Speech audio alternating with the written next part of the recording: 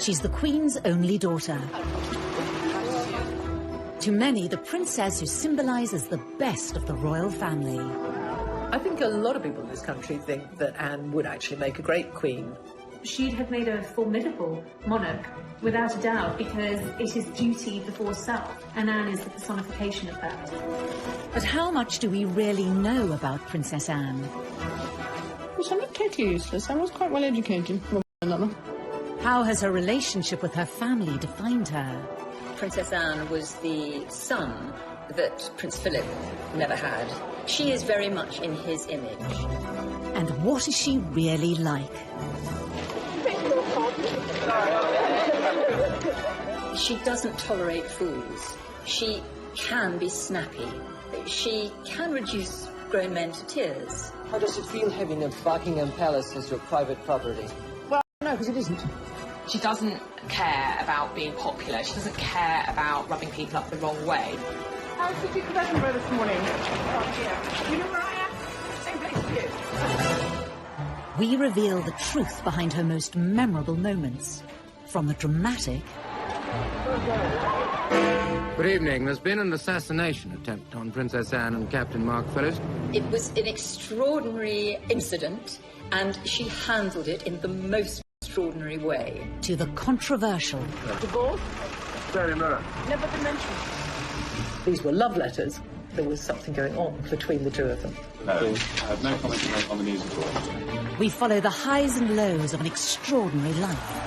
She might not be about hugs and cuddles and compassion, but she is about duty and responsibility and hard work. She's still making headlines after 70 years in the spotlight. But who is the real Princess Anne? The Princess Royal.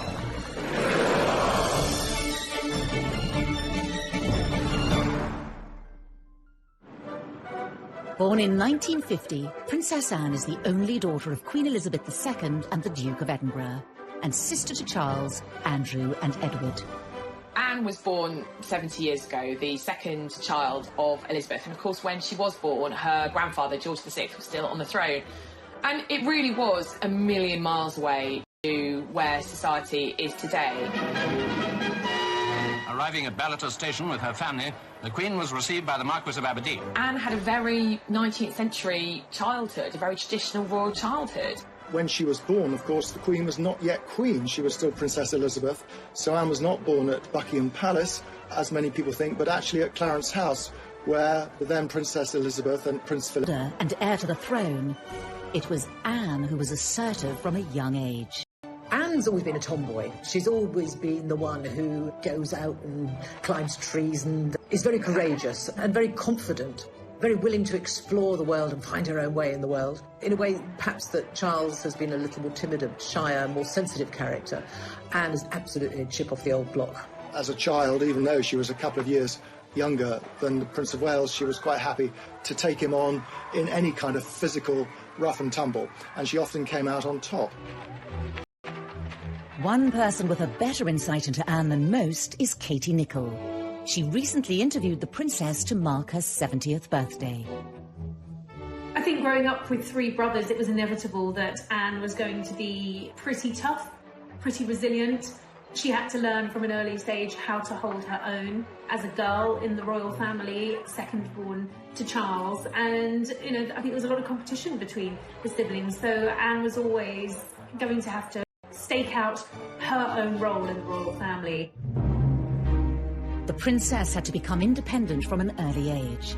She was not even 3 years old when her mother became queen in 1952. You have to remember that Anne was the daughter of a working mum, which in those days was not that usual. And she had a very hard-working mum. Elizabeth was away a huge amount. I mean, Anne was tiny when her mum and dad went off for 6 months around the Commonwealth. So she and Charles were left not exactly to fend for themselves, but certainly were largely brought up by nannies and governesses. Growing up, Princess Anne spent much of her time separated from her family. Anne had quite a solitary childhood in many ways because she had her brother Charles, and then there wasn't another sibling for a further 10 years, actually. So it was herself and Charles at home being educated at home till Charles went off to boarding school, and then there was just Anne. And she was left with her governess for, I think, best part of 7 years. But it must have been a very strange existence. I think growing up as a young girl, Anne did have quite a different childhood to previous royal children. Initially, she was homeschooled, as all royal children were, but she was desperate to go to school. She wanted to get out, she wanted to discover life beyond the palace walls. You know, she had a brain, she wanted to go and learn. Up until this point, all British female royals had been homeschooled, but Anne broke the mould. She was the first princess to go off to ordinary school, if you like. Very posh school, very posh indeed. But she fitted in very well. I think she enjoyed life as a boarder at this school with other young girls to lark around with. Wasn't brilliantly academic, much more interested in sport, much more interested in horses, of course. She was an independent little girl from a very early age and, you know, to a degree, had to become quite a grown-up child quite quickly, and possibly that commitment to duty, you know, what she saw her mother do. She was the daughter of a working queen. I'm sure that has all contributed to the woman Anne grew up to be. She's the Queen's only daughter. To many, the princess who symbolises the best of the royal family.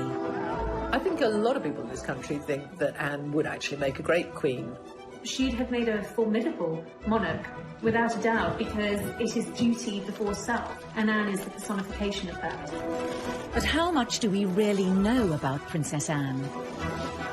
I'm not totally useless. I was quite well educated. How has her relationship with her family defined her? Princess Anne was the son that Prince Philip never had. She is very much in his image. And what is she really like? She doesn't tolerate fools. She can be snappy. She can reduce grown men to tears. How does it feel having a Buckingham Palace as your private property? Well, no, because it isn't. She doesn't care about being popular. She doesn't care about rubbing people up the wrong way. How's the Duke of Edinburgh this morning? Oh, dear. You know where I am? Same place as you. We reveal the truth behind her most memorable moments. From the dramatic... Good evening. There's been an assassination attempt on Princess Anne and Captain Mark Phillips. It was an extraordinary incident, and she handled it in the most extraordinary way. To the controversial. Divorce? Very rare. Never been mentioned. These were love letters. There was something going on between the two of them. No, I have no comment to make on the news at all. We follow the highs and lows of an extraordinary life. She might not be about hugs and cuddles and compassion, but she is about duty and responsibility and hard work. She's still making headlines after 70 years in the spotlight. But who is the real Princess Anne? The Princess Royal.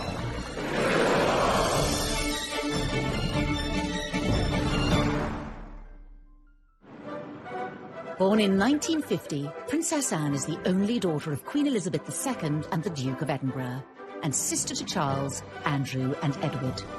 Anne was born 70 years ago, the second child of Elizabeth, and of course when she was born, her grandfather, George VI, was still on the throne. And it really was a million miles away to where society is today. Arriving at Ballater Station with her family, the Queen was received by the Marquis of Aberdeen. Anne had a very 19th century childhood, a very traditional royal childhood. When she was born, of course, the Queen was not yet Queen. She was still Princess Elizabeth. So Anne was not born at Buckingham Palace, as many people think, but actually at Clarence House, where the then Princess Elizabeth and Prince Philip... And heir to the throne, it was Anne who was assertive from a young age. Anne's always been a tomboy. She's always been the one who goes out and climbs trees and is very courageous and very confident, very willing to explore the world and find her own way in the world. In a way, perhaps that Charles has been a little more timid, shyer, more sensitive character. Anne is absolutely a chip off the old block. As a child, even though she was a couple of years younger than the Prince of Wales, she was quite happy to take him on in any kind of physical rough and tumble, and she often came out on top. One person with a better insight into Anne than most is Katie Nicholl. She recently interviewed the princess to mark her 70th birthday.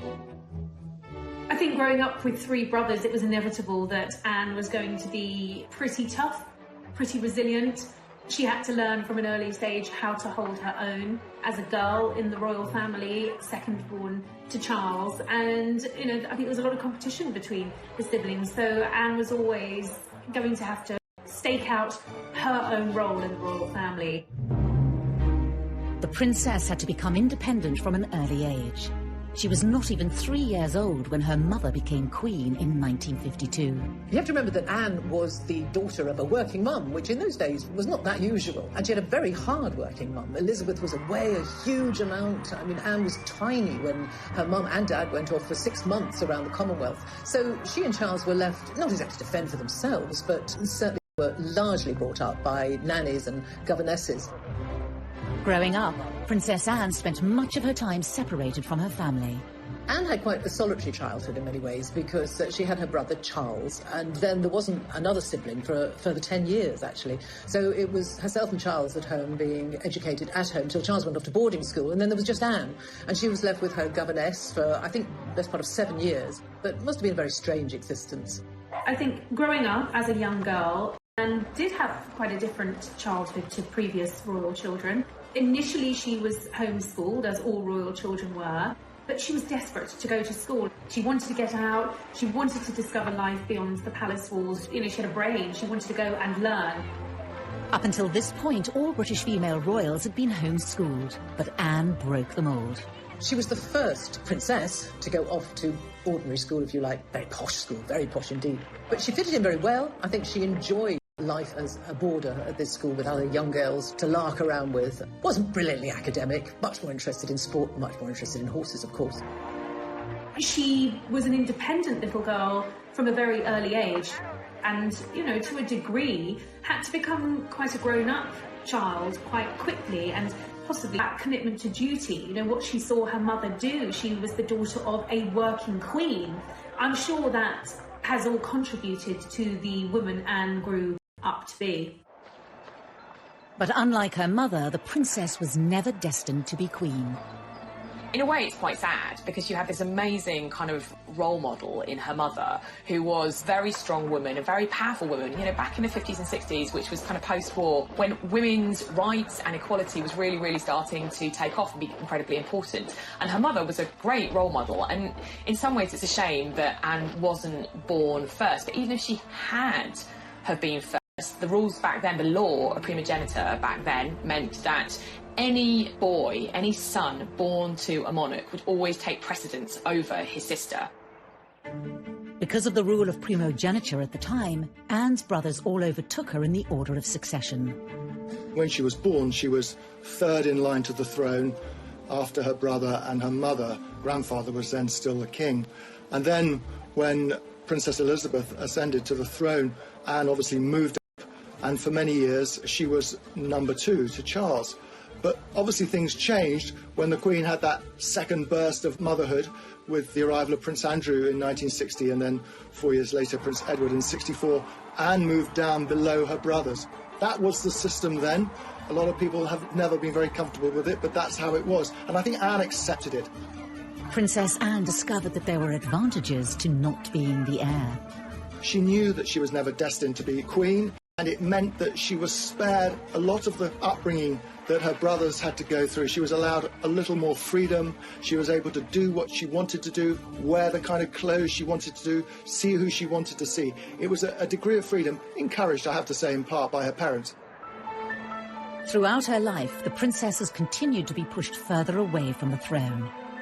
So she's now 14th in line to the throne. She slipped down behind her brothers, Edward and Andrew, their children, and then, of course, the children of Princes William and Harry. So she is currently 14th in line to the throne, and therefore very unlikely to ever become queen herself. I think playing second fiddle to Charles and then being leapfrogged in line to the throne by, of course, Andrew and then Edward, and subsequently pushed further down the line of succession, I think Anne very much wanted to create a role for herself within the royal family and to really break free, particularly of Charles's shadow. She may have fallen down the line of succession, but many believe Anne is number 1 in her father's eyes. Well, it's long been rumoured that, the Queen's favourite son was always Andrew, and that being the only daughter, so very possibly there was some favouritism from Philip to his daughter, and I think she's always looked up to her father. We know that Charles found it difficult being the eldest son, found it difficult being Prince Philip's son, but there wasn't quite the same pressure on Anne.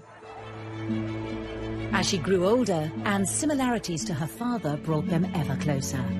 I've always thought that Princess Anne was the son that Prince Philip never had. She is very much in his image, and I think that is what he wanted Charles to be. And Charles was a very sensitive child who grew into a sensitive man who is emotional. Anne is none of those things. Anne is very straightforward, very blunt, calls a spade, but is also very funny. And her father is very funny. And I think they have absolutely the same sense of humour. Does the press really annoy you? Yes, I think yes, I think it does. I think it wouldn't really be doing its job if it wasn't. Both of them can be quite grumpy, both of them can be quite difficult, both of them shoot a hit, both of them say what they think, both of them are kind of keep calm, keep buggering on, and both of them have a really strong work ethic. Anne's early work ethic would stand her in good stead for her royal future, but would her strong character lose her favour? And how did she upset America as a teenager? She looked at the time as though she didn't want to be there, they said. She refused to answer anyone's questions, snappily saying, I don't give interviews. She doesn't tolerate fools. She can be snappy. She can reduce grown men to tears.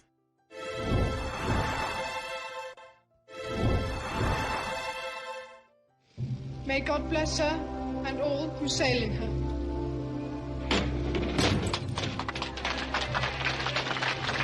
Princess Anne's incredible work ethic was evident from a young age.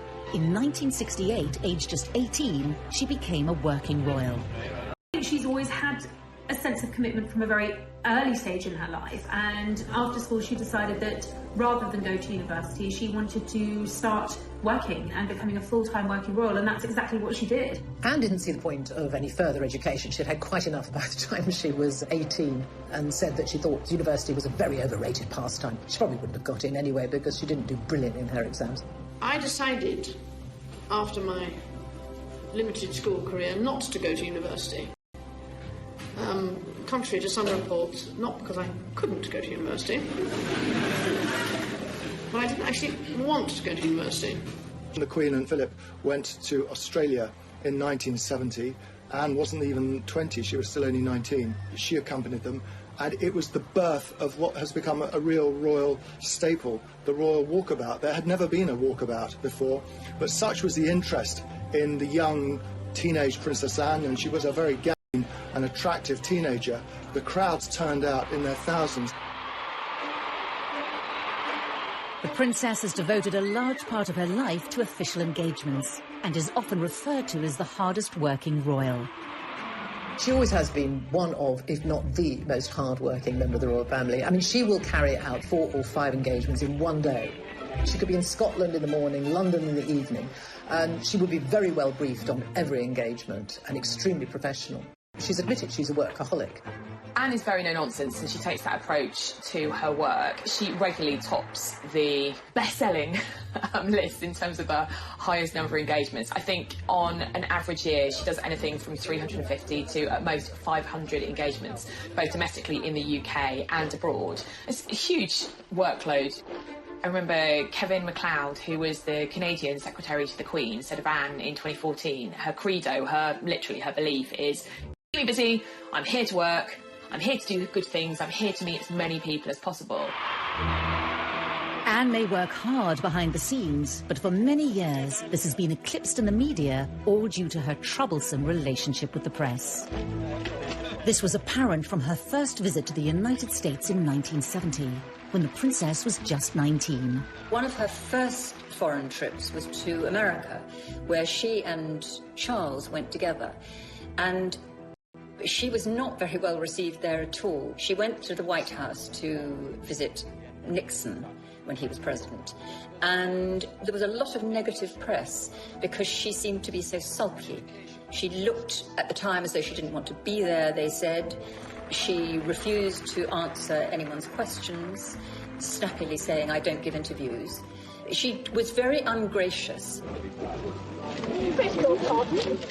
It was very much noted that Anne didn't seem to have the friendly, soft, smiling face. She was wound up being dubbed Princess Sourpuss. The Americans said, why did she bother to come? It's quite clear she doesn't want to be here. So that was the beginning, actually, of pretty much a lifetime of often negative headlines for the princess. This early trip set a pattern for Anne's relationship with the media. There are probably members of the press, photographers particularly, who have perhaps been on the receiving end of Anne's shortness, shall we say. She can have a quick temper and she just would not worry about a press pack there to capture every moment. And some of those moments were certainly unexpected. In 1969, while visiting troops in Germany, the world saw another side to the princess. We were kind of all knocked out when she was 19 and she went to Germany on a job. And we were getting pictures back of her. She is the holder of a heavy goods vehicle licence. And we saw her driving a 52-ton chieftain tank. Astonishing. She also, on that second trip, she fired a submachine gun from the hip and got 8 bullseyes. And I think there would be lots of men looking at her in abject terror. Here she was, a young woman, and she was capable of doing all of this. Despite Anne's refusal to play the media's game, she was working hard to support the Queen. Those in the know even regard the princess as the royal family's secret weapon. And I think Anne has always realised her power, her soft diplomacy, the ability to help, the ability for the royal family to reach areas that, traditionally prime ministers can't. The royal family is a constant, they are always there. And particularly in areas of the world that have royal families, for instance, like the Middle East, when you send a member of the royal family to them on a state visit, it's immensely important. It conveys, huge prestige.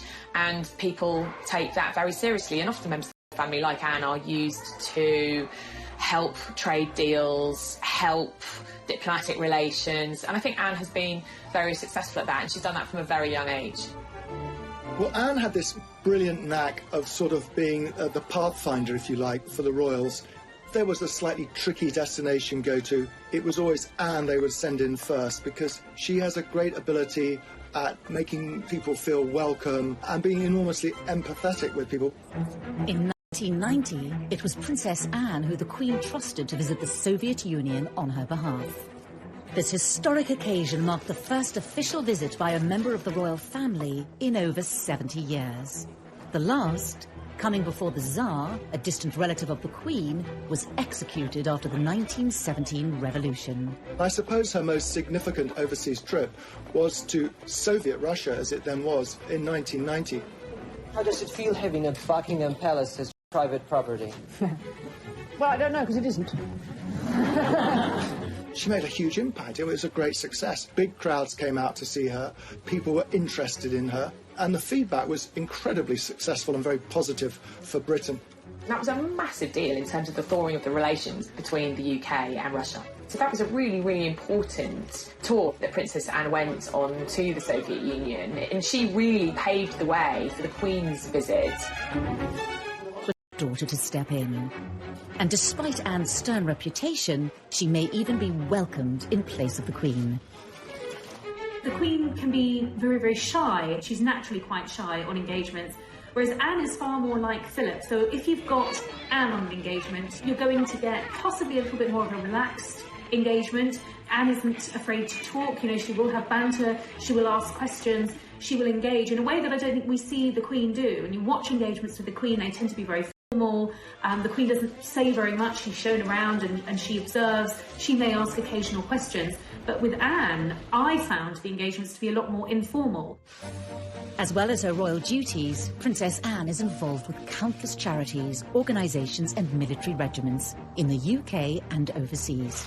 It's not just the public engagements. She is involved in a huge amount of charities, some 300 charities, some of which she's founded herself. She writes her own speeches. She has a very small staff. Charles famously has a lot of staff looking after him. It's a big operation, being the Prince of Wales. When you look at the charities and patronages that Anne represents, you will see her interests reflected in those charities. So whether it's charities supporting the armed forces or veterans, that's a major issue for her. Carers Trust, which actually she established, animal welfare charities, equine charities, they have a meaning to her. It's where she feels she can bring something unique and helpful in her role. She's never seen the point in being just a nominal head of an organisation, which is why she works so phenomenally hard. It would be almost impossible to go and visit every single charity and organisation she's involved with every year, but she does her damnedest to do so. She believes that if you're going to put your name to it, it needs to be more than just a name on a letterhead. You actually have to go along, see what they're doing, encourage them and bring what publicity you can to them. One charity that has always been close to Anne's heart is Save the Children, and she's willing to take great risks in order to help. If you want to improve the lot of children, then you must improve the lot of their mothers. If there is a fundamental baseline for the Save the Children Fund's work, it is working with mothers and getting mothers to be able to take a much greater part in their children's lives and in the lives of the community in which they live. I think she's very closely associated with the Save the Children Fund. She's been president for, I think, nearly 50 years now, and this has meant a very great deal to her.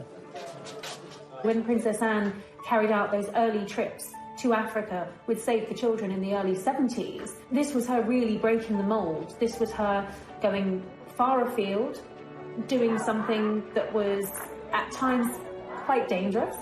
The areas that she was going to were visits to Africa with Save the Children long before Princess Diana was even on the scene. But Anne made it clear that she didn't seek praise from the public or the press. She once told a friend who had been asking her about the kind of affection that Diana had from the public, the love, the adoration that Diana had, if she would want that. And she said, no, she would rather have respect than affection from people that she didn't know. But again, Anne's refusal to cooperate with the press meant that much of her hard work went unrecognised. If she was off on some tour raising money for an awareness for Save the Children, and Diana appeared somewhere in a low-cut dress, the newspapers would be full of stories about Diana, and Anne would find herself not getting a look in. I think that must have been very galling for her. In the early days, I used to wonder why she didn't force herself to have a better relationship with the press. She clearly had no time for us at all, and she thought we were a nuisance.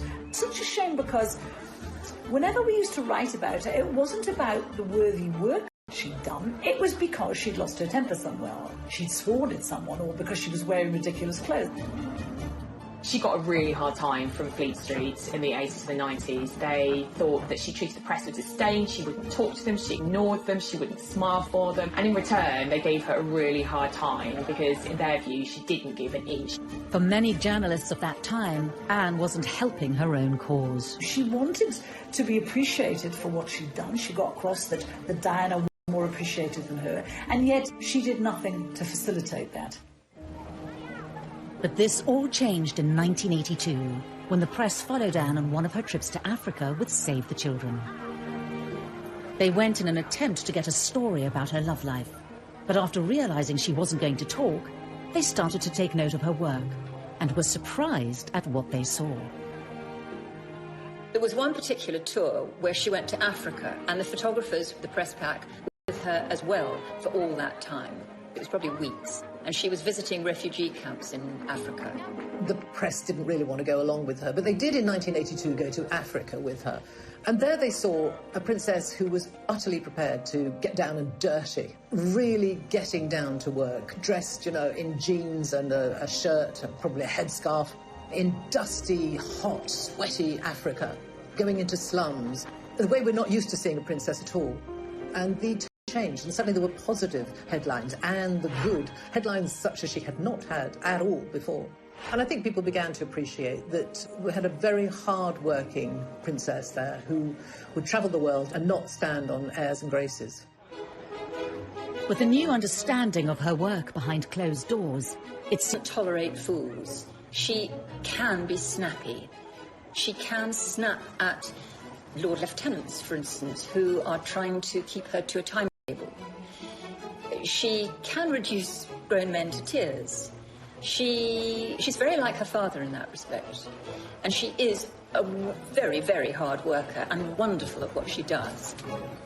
Very straight. She is what she is. And she's always said, actually, I've got to be true to myself. I am what I am. And that is a slightly haughty, imperious at times princess, but someone not at all snobbish and someone with a common touch, albeit a common touch that often involves wearing white gloves. But, you know, you can't take it away from her. She is a hard-working royal. But it's not only Anne's Olympic work ethic that has astounded the public. She's had a whole other career with highs.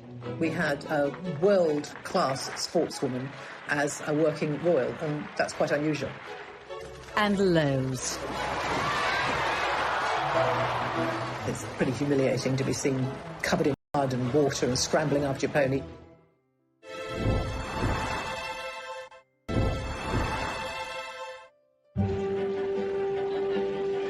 Anne might have been hard-working when it came to royal duties, but it wasn't the only thing she dedicated her energy to.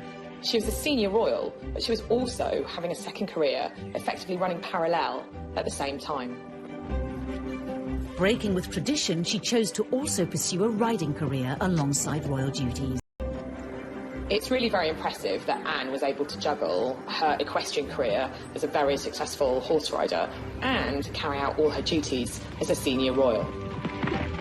Anne's lifelong passion for horses started from a young age. She probably sat on a horse before she could walk. She's utterly horse mad. Her father once said of her, if it doesn't fart or eat hay, Anne's not interested. And I think that's almost right. Horses have given her an escapism. Not only did they enable her to embark on a career outside of her role within the royal family, they provide a daily escapism. I think nothing makes Anne happier than riding out, being in the paddock, being around horses.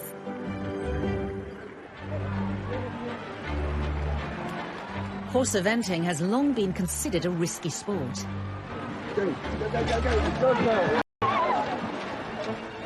And Anne's royal title did not give her any immunity to the dangers. Anne narrowly escaped serious injury following a bad fall whilst competing in Dorset. The horse came over on top and rolled on top of me. She was unconscious when I got there. It was later learnt that Princess Anne had cracked a vertebra.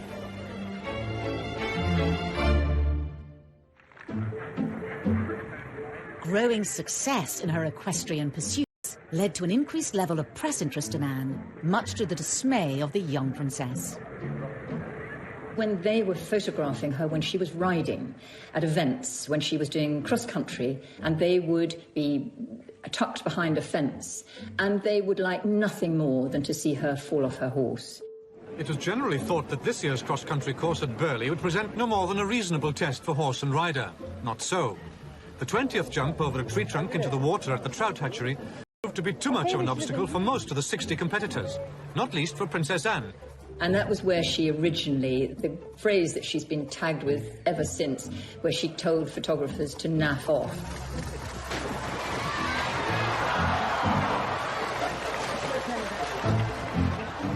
Anne has always spoken her mind, and she can be quite abrupt. It wasn't really naff off. Her language can be quite fruity. She hated the intrusion of the press, as she saw it, when she was trying to concentrate on riding. I mean, it's pretty humiliating to be seen covered in mud and water and scrambling after your pony. But she'd always get back on straight away, even after some of the worst tumbles. Anne's stoic attitude, however, won her admiration. If she fell off her horse, she was going to get back up and get back on that horse and prove that she could take the next jump. I think that is a metaphor really for how she has approached her royal life, with steely determination and resolute commitment. The inevitable falls captured by an eager press corps did nothing to detract from Anne's formidable talent. In 1971, at the European Horse Trial Championships, the 21-year-old princess wowed the equestrian world. 1971 was one of her great equestrian years, I suppose. She competed in the three-day event, the European Championships, and she won. That was absolutely fantastic for her.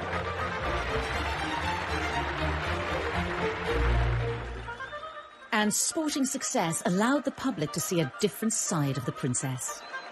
She was voted the BBC Sports Personality of the Year, which is always one of the greatest accolades you can have as an athlete, as a sports person. So there, in front of hundreds of top people in their sports, she was fated as the top woman. It was a way of actually connecting the year. Probably, in many ways, made Anne more relatable to the British public than she ever had been. Princess Anne's riding career reached its peak when in 1976, Anne was chosen to represent her country on the biggest sporting stage possible. Anne took part in the 1976 Olympics in Montreal as a member of the British team, riding the Queen's horse Goodwill in the eventing category. Competing in the Olympics, which I suppose was the biggest moment of her equestrian career, didn't go absolutely brilliantly, unfortunately. It was a team event and we didn't win, didn't even get a medal, but they were there and they did compete. This was the first time ever that a member of the royal family competed in the Olympic Games, and it was a huge achievement. She earned a great deal of praise and admiration, both in the world of sport, but generally, nationally. We had a world-class sportswoman as a working royal, and that's quite unusual. Anne's achievements earned her the presidency of the British Olympic Association and a lifelong involvement. I think one of Anne's greatest successes in terms of British sporting history was bringing the Olympic Games to London in 2012. The Princess Royal led the well-known delegation, carefully carrying the flame inside a miner's lamp. Sebastian Coe has said that we actually owe her a bigger debt than most of us realise for having secured the London Olympics in 2012. Once again, she showed this character. If she believes in something and she takes it on, she will give 100% and more. The 2012 Games are on. She went to pretty much every event she possibly could during the 2012 Olympic Games in London and around the UK, and really was the figurehead. Anne's dedication and leadership aside, the Olympic Games were also associated with a more personal moment in the princess's life. While at the Mexican Olympics in 1968, a young Princess Anne was introduced to a fellow rider and Olympian, Mark Phillips. Anne's pursuit of equestrian excellence didn't just kind of lead her to professional glory, it also led to her personal happiness as well. It was through mutual love of horses that she met her first husband, Captain Mark Phillips, a lieutenant in the 1st Queen's Dragoons Guard. Of course, in her world of horses, Anne met quite a lot of dashing young men. She went out with quite a few of them. She went out actually with Andrew Parker Bowles as well, incidentally, but she was very keen on him. Her eyes finally set on Mark Phillips as an equestrian athlete. Everyone, I suppose, was looking for the princess to find a suitable husband, someone maybe from the foreign royal family, someone of a similar background, a prince who might be knocking around somewhere in the world. But she wasn't having any of that. She was determined to marry whoever she fell in love with, and the man she fell in love with was Mark Phillips. Determined that their courtship remained private, Anne was careful to keep her blossoming relationship from the press. We found out that she used to ferry Mark around in a horse box to secret locations so they could be together without anyone seeing. Well, there was, I think, an inherent distrust of the press on Anne's part. So when she did get engaged to Captain Mark Phillips, she made a point of outfoxing the media. Has it been a great strain keeping it secret and indeed keeping it away from people like ourselves? I think it has, yes. It became rather a strain. Yes. It did annoy the press a great deal because at that time the rumours were knocking around that she was going to engage, she was engaged, she was going to get engaged to Mark Phillips, and the palace denied it. And the day after they denied it, the engagement was announced, which annoyed the press a great deal. The engagement was formally announced on the 29th of May 1973, with the wedding to take place in the November. A royal wedding fit for a princess. And a shocking kidnap attempt.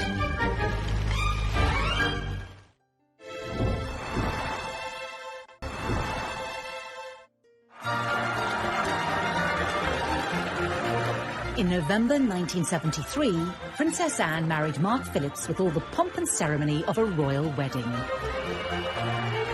I think had she been able to have things her way, it probably would have been a low-key wedding, but she was the first of the Queen's children to get married, the only daughter, so it was going to be a big deal. There we can see groom Captain Mark Phillips. Even though it was November, like her mother's wedding, almost 50,000 people lined the streets to watch her go to Westminster Abbey. An estimated 500 million saw it on TV. A royal wedding has always cheered people up, and in this, as in everything else, Princess Anne, when pushed, delivered. Now the best man, Captain Eric Grounds, puts the ring on the Archbishop's prayer book for the blessing. She probably didn't like very much the fact that she had to get married in Westminster Abbey with all the glitz and the glamour and the fairy tale princess. She has always felt, I think, rather lacking in that. She says, I know, maybe she feels she's been a bit of a disappointment, but that's just not in her nature. There were a few concessions to Anne's taste and personality. The wedding dress didn't come from a famous designer. It came from her own regular dressmaker. And the cake was made by the Army Catering Corps. The moment we've all been waiting for, and how lovely she looks. Now, we expected something quite different, and we've certainly got it today. Look at that wonderful gown. The dress was very simple, very demure. The bouquet was very demure. It was all pretty low-key, and I think that was very much Anne's choice and very reflective of how she wanted things handled. She's not one who is comfortable in the spotlight, particularly when it's on her personal life. The bit I love about the wedding dress, it was this beautiful medieval-looking dress cut from one piece of fabric, apparently. But none of us could see it. But on the shoulders, apparently, there were little epaulettes, just sketched in pearls, a kind of gesture to a uniform. Even Princess Anne couldn't go down the aisle on her father's arm in uniform, but she got as close as she could. So, the bride and groom come out. You can hear the welcome from the crowd.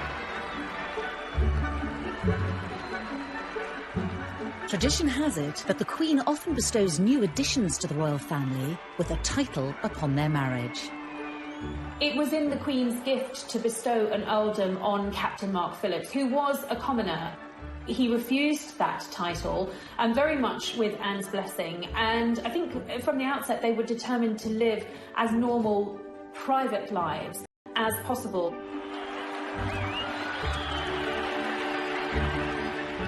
It looks as if that was partly a way of saying that Mark Phillips himself did not really want to take rank within the royal establishment. She grew up with possibly what was the burden of having a title. She had by this stage moved down the line of succession. She would have known that any children she and Mark Phillips had would, without a title, perhaps have a better opportunity at having normal lives, the chance to create independent lives of the royal family and to be their own people.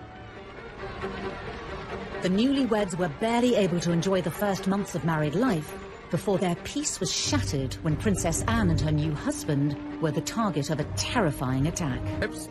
Perhaps one of the most defining moments in Princess Anne's life was when somebody attempted to kidnap her. They escaped, but 4 people were hit, 1 seriously. Good evening. There's been an assassination attempt on Princess Anne and Captain Mark Phillips. Their car was forced to stop by a Ford Escort on the Mall. The driver of the Escort, Ian Ball, jumped out and began firing a pistol at Princess Anne and her police protection officer. He shot several people, including Anne's police protection officer, who immediately got out of the car to confront him, and he shot her chauffeur. Amateur boxer Ronnie Russell was passing as the incident was unfolding. And I see a police officer coming over from the Queen Mother's house towards the car, and I thought, well, that's it. It's all over now. It's the police. It's done and done with. There'll be no more now. And then as he arrived at the car, I saw the bloke just turn around and shoot him. I mean, you can't do that. We don't stand for that. You ain't getting away with that. So I struck him at the back part of the head. And he just turned and fired at me. That missed. He went through the windscreen of a taxi coming down the Mall. Ball's intention was to kidnap Princess Anne and ransom her for millions and millions of pounds. The danger Anne faced was grave as the gunman gained access to the princess. The windows all smashed in. There's a gun on the floor. He's got another gun in his hand. He's got Princess Anne by the arm, pointing the gun at her head. And he's saying, come on, Anne, you've got to come. You know you've got to come. When the kidnapper tried to make her get out of the car, he said, not bloody likely. This was no damsel in distress. She refused to get out of the car for Ball and told him that she was absolutely not going to do what he said. She said it later, talking about this, that she was scrupulously polite, but she was not going to do what he said. Well, then they had a tug-of-war going on, and I could see that she was breaking the grip with him. I leant into the car. I said, come this way, Anne, you'll be safe. I got by the forearms, held her out of the car, in front of me. I said, now we're going to walk away, and it's going to have to go through me to get you. At that point, he has run round behind me. Mark Phillips has seen that, dragged her back into the car. So when I've turned round, he's there now. He's like as far away from me as you are, and he's standing with a gun pointed at me. And I thought, well, it's your turn or my turn. And then I hit him very, very hard. Thankfully, the incident was brought under control by the arrival of the police on the scene. It was an extraordinary incident, and she handled it in the most extraordinary way. And the next day, she was back on duty, working as if nothing had happened. Just the same kind of attitude as if she'd just fallen off a horse. But her life had been very... That gives you some insight into the princess's pretty tough, steely and unflappable nature. And even when she's being threatened and at gunpoint, she doesn't actually lose her cool. It's another way in which she almost echoes her mother. Because with her mother, there had been that apparently shot fired at her at the Trooping the Colour ceremony. And the Queen just steadied her horse Burma and went on. And in much the same way, Princess Anne kept on trucking. Later on, her father, the Duke of Edinburgh, said that if the kidnapper had got away with Princess Anne, poor him, she'd have really made him sorry for it. And I think we all like that about Princess Anne. Following the foiled kidnap attempt, the royal couple went back to life as normal. Princess Anne and Captain Mark Phillips welcomed their first child, Peter, in 1977, followed by their daughter Zara in 1981. Both children were raised without royal titles and away from the royal spotlight. Zara has said on many occasions that not having a title gave her enormous freedom. That's what Anne wanted. She wanted her daughter to be a normal teenager and to get into the kind of scrapes that teenager did. And Zara absolutely has gone her own way. Peter and Zara are incredibly down to earth. You know, they don't even speak in the same way as many royals. You know, there's nothing pompous about them at all. I think they're great young people. Princess Anne's vision for her children was to pay off when in 2012 she awarded her own daughter a silver medal at the London Olympics. Princess Anne's insistence that her children be shielded from the demands of a royal title was a position not shared by all her siblings. Andrew rather pompously has insisted on full status for his girls, who are both princesses, and Edward's children too do have titles. So she's very different on that. Andrew has always felt that his girls should be senior members of the royal family, be treated as such, and have titles to go along with that. I think this shows a difference in attitude between the siblings. Anne is a no-nonsense, get-on-with-it sort of woman. She is royal, she has the titles, and she does the work. But she's not someone who takes herself too seriously. Andrew, her brother, I think, feels very entitled. He wants the adulation, and I don't think she does. And I think, looking, we know that Prince Charles wants the future ahead to be a slimmed down royal family. Not too many extraneous members of the monarchy. But Princess Anne was there decades before him. Anne may have been notoriously private, but eventually details of her private life did spill out into the open. Rumours swirled of issues within Anne's marriage. Divorce? Very much. Never been mentioned by anybody. And leaked letters suggested a third party's involvement. No, I have no comment to make on the news at all.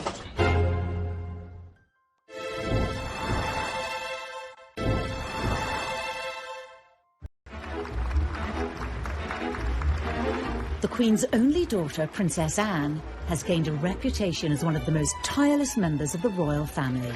With close links to over 300 charities, organisations and military groups, every year she takes part in hundreds of engagements. On this occasion, I'm marginally better organised than usual. I just left my voice behind.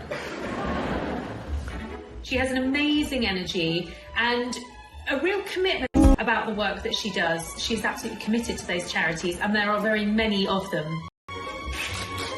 The only royal coming close in this regard is her older brother, Prince Charles.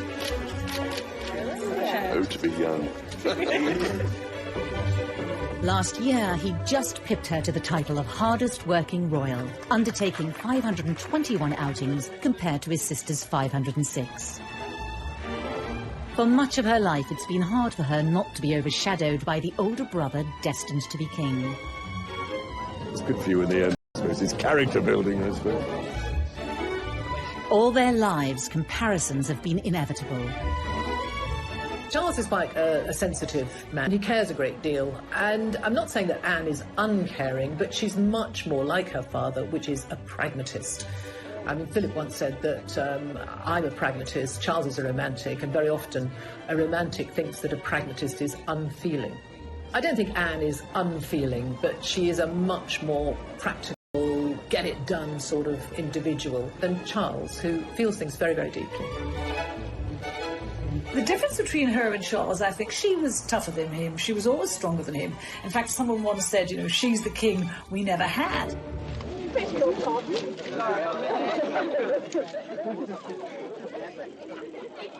But Anne hasn't only found herself being compared to Charles. In the 1980s, when he married Diana, there was a new princess in town, capturing the public's imagination like never before. From where she sat, here was a woman who had worked incredibly hard all of her royal life. And she saw Diana and Fergie come into the scene, and they were splashed over the papers every day, not always for the hard work they'd done, often for their antics and their silliness and their messing about. And Anne was upset about that. She had started her charitable life with Save the Children. Diana worked for the Red Cross. You know, within a year of Diana working for the Red Cross, she was hailed a saint, a heroine. You know, people were thanking her and saying how wonderful she was. And Anne resented that.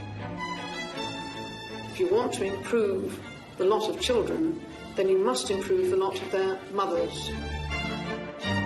When Diana started her charity work, it was her hands-on approach that caught the eye and was in stark contrast to that of her sister-in-law.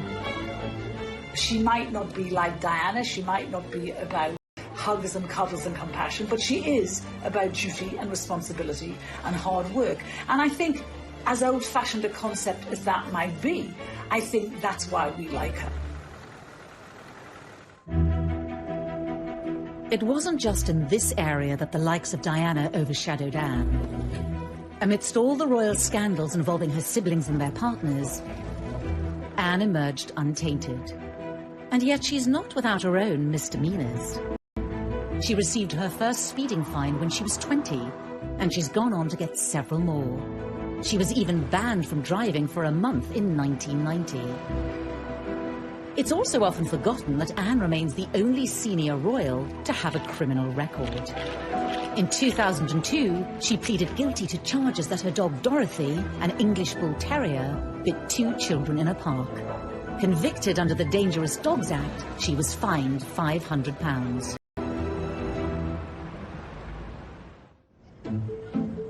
Private letters were stolen from her briefcase in Buckingham Palace. Ultimately, they revealed her own romantic indiscretions, while still married to Mark Phillips. Alone today at her Gloucestershire home, Gatcombe Park, the Princess Royal has said nothing about the letters stolen from Buckingham Palace. No one quite knew what to make of it, but it transpired very quickly. In fact, the palace issued a statement saying that these were letters from Timothy Lawrence, who was the Queen's equerry at the time, to Anne. And it became very obvious very quickly that we didn't get the content of the letters, that these were love letters, and that there was something going on between the two of them. No, I have no comment to make on the news at all. It transpired when we all started to dig around that Anne had been seeing him for quite a long time. She was going to his home in Winchester every weekend. And when we all went there to talk to the neighbours, they quite gaily said, oh, yes, she's been coming for months. And we all said, well, why didn't you say anything? And they didn't, because they liked her.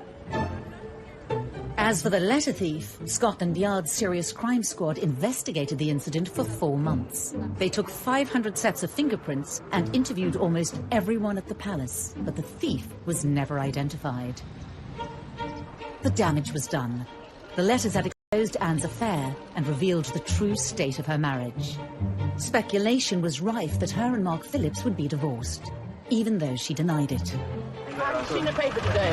Yeah. Well, it relates a story about the Queen has given permission to divorce the Queen. Divorce? Daily Mirror. Never been mentioned by anybody.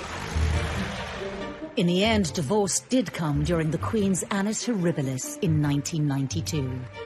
Her daughter might have been the first of the Queen's children to divorce, but it never affected Anne's reputation as much as the others. Her siblings, their marriages fell apart, and the world followed every last detail rapturously. We were absolutely riveted by the gory details of their marriages falling apart. Anne's, she managed to keep very private.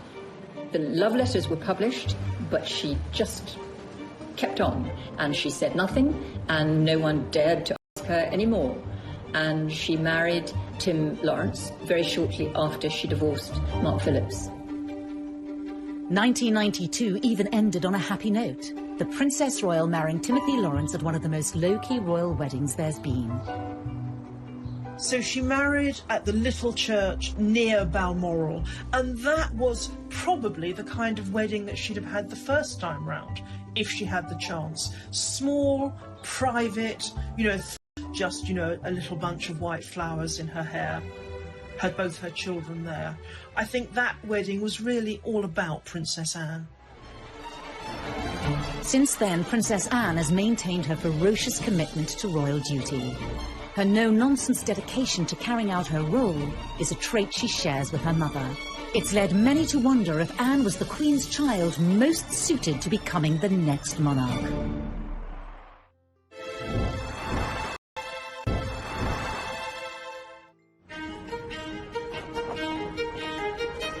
Approaching 70, Princess Anne is as energetic in her commitment to the royal family as ever. In March, she was at Paddington Station to unveil a train named after the Second World War spy, Odette Hallows. It's a pleasure to join you here, wearing this uniform, which is one of the only things I share with Odette, but to represent First Aid Nursing Yeomanry. I think Princess Anne is a great ambassador for the United Kingdom. I think we've all come to feel that she reflects a lot of what is best about British royalty. The naming of this intercity express train. To many, Anne has all the qualities needed to have been a great queen. When you think of Princess Anne, I think people do think of someone who's incredibly hardworking, who's very committed, and a woman who, frankly, had she ever become queen, I think most people are quite unanimous that they think she would have been incredibly good at the job. She has all the qualities, the main one being the sense of duty. The one thing that makes the Queen stand out is her enduring sense of duty to the people of this country. And I think Anne absolutely has that. Although to others, her abrupt, straight-talking manner, similar to her father's, would not be ideal. I don't think her temperament is right for the role. Possibly she would have been different if she'd known that she was the heir, and maybe she would have controlled her outbursts. But I doubt that. I think she is very like her father. And her father has been a great consort all these years and added a great deal of colour to the royal family. And we've been able to laugh at some of his jokes, but I think it's a very good thing that it was the Queen who's actually been in charge. I think that keep calm, carry on persona and that hard-working persona would suit her very well as a monarch. But actually, I think the real Achilles heel for Anne is that she doesn't play the game. She doesn't, you can't have someone shooting from the hip and saying what they think. That veneer, even if it is just a veneer of inscrutability, is so important. I think a lot of people in this country think that Anne would actually make a great queen. But personally, I think that we need someone who is a little less steeped in tradition. I mean, Anne herself has said that she doesn't see any point in changing things for the sake of change. If things work, then leave them the way they are. And that makes things rather stuffy, in my view, too stuck in the established way of doing things. So I think we need a moderniser, and I think to a great extent Charles will be, and William certainly will be. For many, though, as the royal family has modernised in certain ways, it's been Anne's traditional values of duty and loyalty that have seen her popularity increase in recent years. As the carefully choreographed media profiles of some of the younger royals have fractured, Anne, for all her faults, is still going strong. She really is kind of the unsung hero, I think, of the royal family. She just gets on with it, opening factories, visiting supermarkets, supporting charities. She doesn't get much media coverage anymore, and that's exactly how she likes it. Throughout it all, Princess Anne has remained fiercely devoted to the monarchy and her parents. A rare chance for them to talk about each other in their understated way came at Anne's 50th birthday party in 2000. Really thanks to their example, their advice and their help that you're all here tonight. They're very proud of her, and that's all Anne's ever needed, approval from them. She doesn't need it from anybody else, and that's why she can be so rude to people. She doesn't care what they think of her. I think the only two people in the world she cares about, who think about, is the Queen and Prince Philip.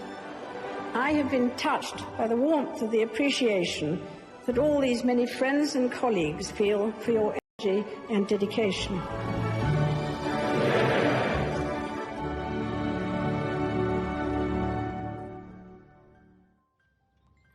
In the last year, a rise in popularity for Anne has certainly been helped by a standout portrayal in the TV series The Crown as the family's most unpretentious royal.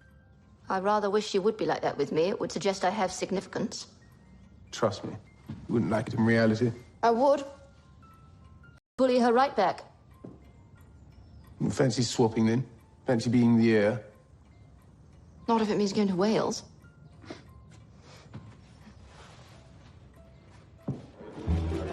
Also being seen sharing a laugh with world leaders as they appear to talk about Donald Trump. Yet her mother, like all children might do, whatever their age. I think actually as she's got older, those kinds of moments now, those bits of her personality make her more popular with the general public. And I think her being not first in line to the throne has enabled her to be more herself, to be more true to herself, and to carve out a really kind of different role for herself.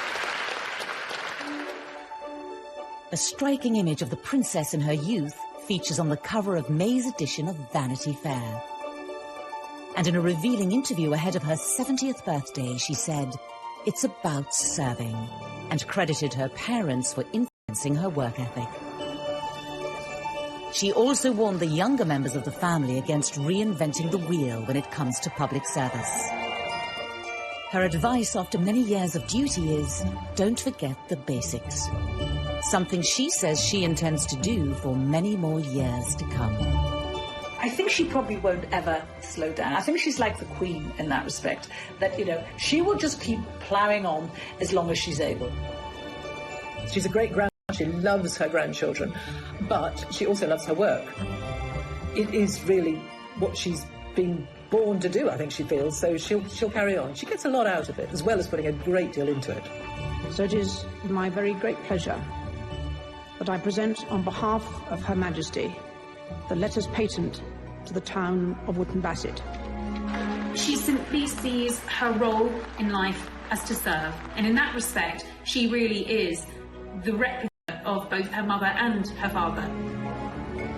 For the princess whose motto is, you just get on with it, the future will be more of the same, carrying out her duty. To many, she's a national treasure and possibly the best monarch we never had. However, even as she's held up as a paragon of straightforwardness, she's a more complex royal than we think. What you think of Princess Anne almost depends at what moment you clocked her. Did you first think of her as a kind of romantic young princess? Or did you think of her as this really rather grumpy, tetchy figure, very much like her father? Well, how's the Duke of Edinburgh this morning? Oh, dear. You know where I am? Same place as you. Or if you're only really thinking about her now, maybe the wheel has turned full circle, and you are thinking of her as someone who represents the best of the old-style monarchy. But in another, she was quite forward-thinking, not giving her children titles, making a life for herself outside of royalty, way before anybody else. So I'm not totally useless. I was quite well educated, one way and another. To previous royal children. Initially, she was homeschooled, as all royal children were, but she was desperate to go to school. She wanted to get out. She wanted to discover life beyond the palace walls. You know, she had a brain. She wanted to go and learn. Up until this point, all British female royals had been homeschooled, but Anne broke the mould.